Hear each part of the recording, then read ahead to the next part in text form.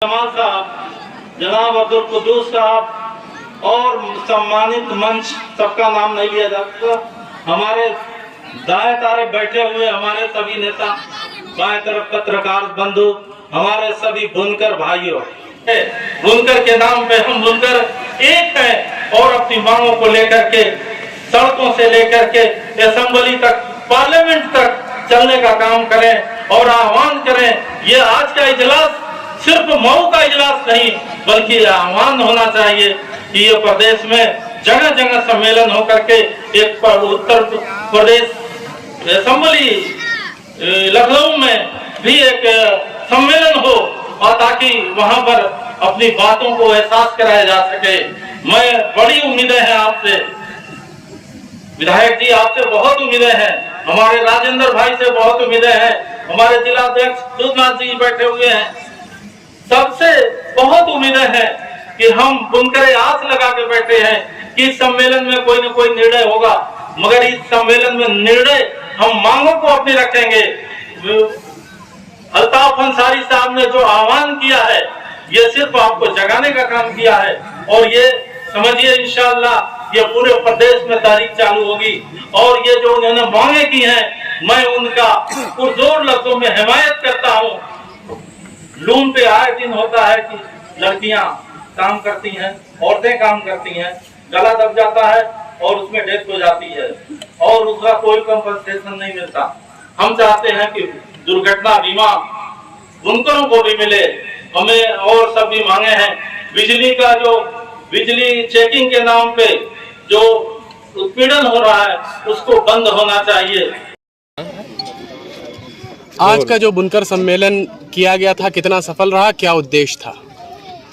मेरी निगाह में तो ऐतिहासिक था, पूरी सफलता के अपनी अंतिम कामयाबी पर था। मगर जो इस बुनकर सम्मेलन का उद्देश्य है, जिस दिन उस सफलता पर पहुंचेगा तब हम खुशी जाहिर करेंगे। क्या वजह थी कि आज बुनकरों को सम्मेलन करना पड़ा? बुनकरों को सम्मेलन की वजह यह है कि पूरे उत्तर प्रदेश और पूरे देश में किसानों के बाद सबसे बड़ी आबादी बुनकरों की है। छोटे उद्योग बुनकरों के पास है, मगर एक तरफ देश और प्रदेश की सरकारें लगातार दूसरी इन्वेस्टमेंट की बात करती है, मगर जो अपने उत्तर प्रदेश में तमाम लोगों को रोजगार के संसाधन मुहैया कराता है, हैंडलूम, पावरलूम, उस सनत को लगातार बर्बाद करते हुए दिखाई दे रही है। इस सनत का सबसे बड़ा लगाव है बिजली।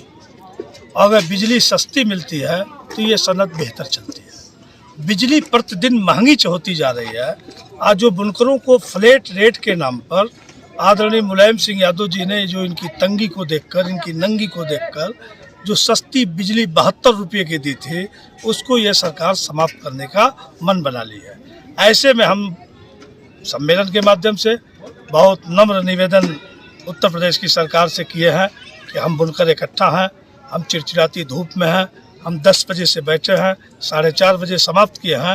ऐसी स्थिति में हमारी दर्द का भी उत्तर प्रदेश की सरकार ख्याल करेगी, ताकि हम अपने बच्चों को 2 वक्त की रोटी, अपने बच्चों को शिक्षा, अपने बच्चों को इज्जत आबरू से पाल और पोस सकें। तो क्या जिलाधिकारी आवास का भी घेराव करेंगे? ये सम्मेलन होता है, सम्मेलन में बातें तय होती है। सम्मेलन में हमने मेमोरेंडम पढ़ा, हमने अपनी मांग रखी, फिर हम कल ले जाके अपने साथियों के साथ माननीय जिलाधिकारी महोदय को देने का काम करेंगे। उसके बाद फिर हम तय करेंगे कि हम आगे का रास्ता क्या करेंगे।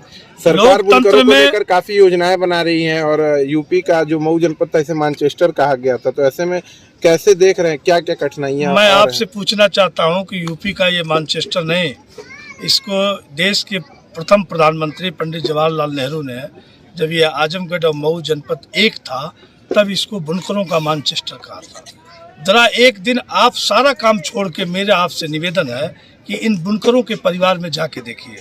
यह बुनकर परिवार माँ से लेके, भाई से लेके, बेटे से लेके, बहू से लेके, बहन से लेके, बेटी तक, सब जब जुटते हैं तो बड़ी मुश्किल से हम 400-500 रुपया पैदा कर पाते हैं। उसमें भी हम सरकार को टैक्स के रूप में बिजली का पैसा देते हैं। तमाम तरह के जो हम अपने पावरलूम की जुगाड़ू पावरलूम पर जो तमाम तरीके से इस्तेमाल करते हैं, उसका भी टैक्स अदा करते हैं।